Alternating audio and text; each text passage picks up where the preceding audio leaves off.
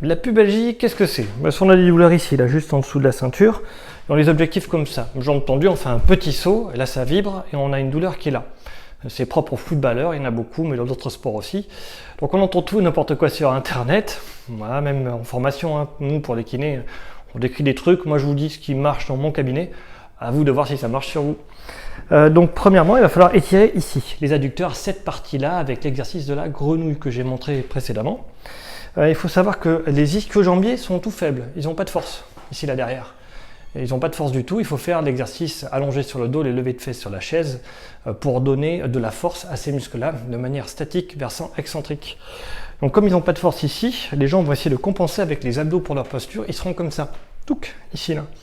Et avec les abdos en permanence contractés. Ce sont aussi des gens qui font beaucoup trop de gainage de face, ils vont devoir faire des abdos dynamiques pour apprendre aux abdominaux en fait à retrouver une capacité de contraction dynamique et pas juste de maintien statique. Et en général, vous verrez qu'ils ont les abdos croisés, latéraux qui sont faibles. Donc, ce que je conseille pour faire en termes d'abdominaux, c'est celui-là. Je suis ici, je descends, je remonte et je souffle sur un côté à la fin du mouvement. Puis je reviens, hop, et je fais des répétitions d'un côté, tranquillement. Et après, je fais des répétitions de l'autre côté. C'est le fait de faire des abdominaux dynamiques qui vont permettre de retrouver une certaine fonction. Mais attention, si on a les adducteurs trop serrés, ça ne marche pas. Il faut d'abord étirer ça aussi.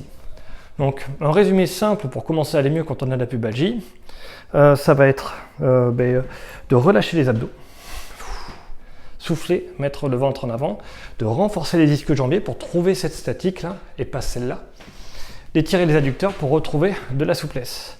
Ça, c'est le début de ce qu'il faut faire. Mais si vous me connaissez bien, n'oubliez pas de faire du samouraï.